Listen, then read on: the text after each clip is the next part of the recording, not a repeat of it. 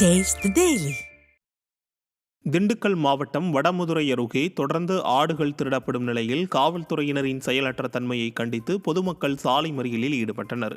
அய்யலூர், தீத்தாக்கிழவனூர், வேங்கனூர், வடுகப்பட்டி உள்ளிட்ட பகுதிகளில் 200க்கும் மேற்பட்ட ஆடுகள் திருடப்பட்டுள்ள நிலையில் இது குறித்து புகார் அளித்தும் எவ்வித நடவடிக்கையும் இல்லை என மக்கள் குற்றம் சாட்டியுள்ளனர். இதனை கண்டித்து செம்மடை பகுதியில் பொதுமக்கள் சாலை மறியலில் ஈடுபட்டனர். விடியா அரசின் ஏவல்துறை முறையாக ரோந்து பணிகளில் ஈடுபடாத காரணத்தால் தொடர்ந்து ஆடுகள் திருடு போவதாக கண்டனம் எழுந்துள்ளது. 200 ஆடுகளுக்கு மேலே காணாமல் போயிருக்காங்க. இதில் ஒரு 10-20% ஆட்கள் மட்டும்தான் கம்ப்ளைண்ட் கொடுக்க முன் வராங்க. அப்படியே கம்ப்ளைண்ட் கொடுத்த இடத்துல வடமதுரையில் போலீஸார் பற்றாக்குறை காரணம் காட்டி ஆடு தானே அப்படிங்கிற மாதிரி அசால்ட்டாக விட்டுறாங்க. இதனால ஒரு சிஎஸ்ஆர் கூட போட முடியாமல் எத்தனையோ ஆடு திருடு வழக்கு நிலுவையில் இருக்குங்க. இப்போ நேற்று நைட்டு இங்கிருந்து ஒரு 100 மீட்டர் தொலைவில் 2 ஆட்டை தூக்கிட்டு இருக்காங்க. இவங்கெல்லாம் அவங்களோட வாழ்வாதாரமே ஆடு மாட்டை நம்பி தான் இருக்காங்க. ஆடு வளர்த்து ஏதோ 6 வயசு கஞ்சி குடிச்சிட்டு இருக்காங்க. அவங்க வயிற்றில் அடித்த மாதிரி தொடர்ச்சியாக அய்யலூர் பகுதியில் மட்டுமே இந்த திருட்டு நடந்துட்டு இருக்குங்க.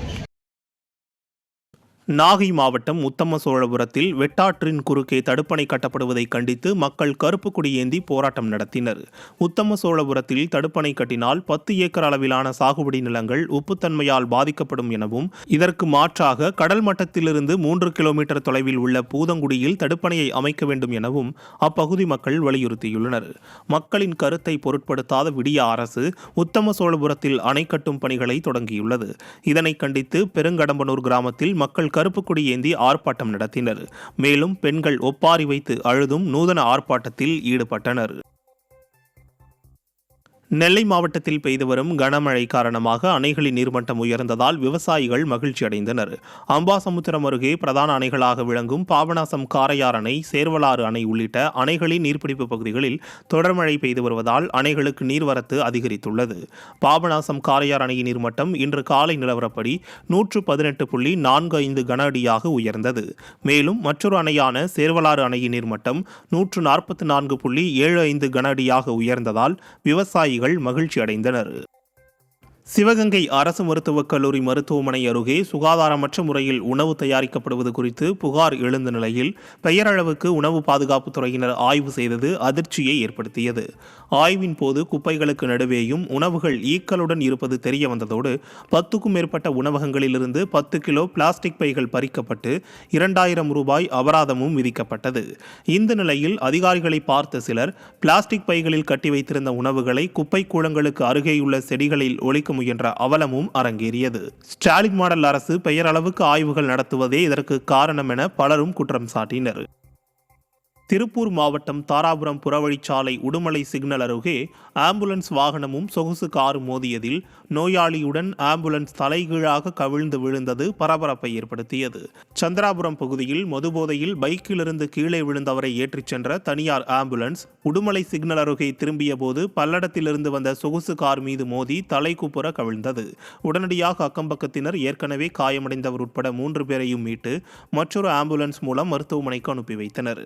இந்த சம்பவம் அந்த பகுதியில் பெரும் பரபரப்பை ஏற்படுத்தியது.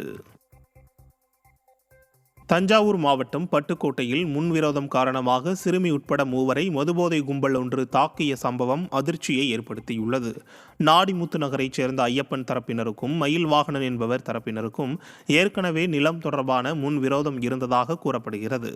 இந்நிலையில் ஐயப்பனின் மகளான கோகிலா வீட்டில் தனியாக இருந்தபோது மயில் வாகனன் என்பவர் அவரது நண்பர்களுடன் சேர்ந்து அவரை தகாத வார்த்தைகளால் பேசி தாக்கியதாக தெரிய வருகிறது. இதனை தட்டி கேட்ட அவரது உறவினர்களையும் போதை கும்பல் சரமாரியாக தாக்கியுள்ளது.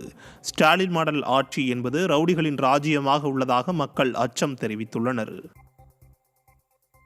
மயிலாடுதுறை மாவட்டம் ஓதவந்தான்குடி ஊராட்சியில் பயன்பாட்டுக்கு வராத மேல்நிலை நீர்த்தேக்க தொட்டிகள் திறக்கப்படாமல் உள்ளதால் கிராம மக்கள் தண்ணீருக்கு தவித்து வருகின்றனர். ஓதவந்தான்குடி, திருநீலகண்டம் உள்ளிட்ட பகுதிகளில் 40 லட்சம் ரூபாய் செலவில் 2 மேல்நிலை நீர்த்தேக்க தொட்டிகள் கட்டி முடித்தும் நீரேற்றும் பிரதான குழாய் இணைக்கப்படாமல் உள்ளது. இதனால் தங்களின் குடிநீர் தேவையை போக்க பக்கத்து கிராமங்களுக்கு பைக்கில் சென்று குடிநீர் கொண்டு வரும் அவல நிலை ஏற்பட்டுள்ளது.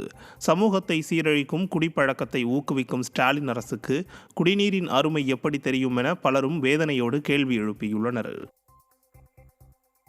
திருவண்ணாமலை மாவட்டம் ஆரணி அருகே புதிய கழிவுநீர் சுத்திகரிப்பு நிலையம் அமைக்க அப்பகுதி மக்கள் எதிர்ப்பு தெரிவித்துள்ளனர். பெரிய ஐயம்பாளையம் கிராமத்தில் கண்ணமங்கலம் பேரூராட்சி நிர்வாகம் 7 கோடி ரூபாய் மதிப்பீட்டில் கழிவுநீர் மறுசுழற்சி சுத்திகரிப்பு நிலையம் அமைக்க முயற்சி மேற்கொள்ளப்பட்டு வருகிறது. இதற்கு எதிர்ப்பு தெரிவித்து அப்பகுதி மக்கள் பல்வேறு கட்ட போராட்டங்களில் ஈடுபட்டு வருகின்றனர். இந்நிலையில் கழிவுநீர் சுத்திகரிப்பு நிலையம் அமைக்கும் பணிகளை அதிமுக முன்னாள் அமைச்சர் சேவூர் எஸ். ராமச்சந்திரன் நேரில் ஆய்வு மேற்கொண்டார். அப்போது கழிவுநீர் சுத்திகரிப்பு நிலையம் அமைக்கும் பணிகளை உடனடியாக தடுத்து நிறுத்த வேண்டும் என்று அப்பகுதி மக்கள் முன்னாள் அமைச்சர் சேவூர் எஸ். ராமச்சந்திரனிடம் கோரிக்கை விடுத்தனர். திண்டுக்கல் மாவட்டம் கொடைக்கானல் நட்சத்திர ஏரியில் அரசு துறை சார்பில் நடைபெற்ற அலங்கார படகு அணிவகுப்பு சுற்றுலா பயணிகளுக்கு ஏமாற்றம் அளித்தது. கொடைக்கானலில் கோடை விழா நடைபெற்று வரும் நிலையில் நட்சத்திர ஏரியில் படகு போட்டி மற்றும் அலங்கார படகு அணிவகுப்பு நடைபெற்றது. வழக்கமாக 5க்கும் மேற்பட்ட படகுகள் அலங்கரிக்கப்பட்டு விழிப்புணர்வு ஏற்படுத்தப்படும் நிலையில் தற்போது பெயரளவில் 3 படகுகள் மட்டுமே இடம்பெற்றிருந்தது சுற்றுலா பயணிகளுக்கு ஏமாற்றம் அளித்தது.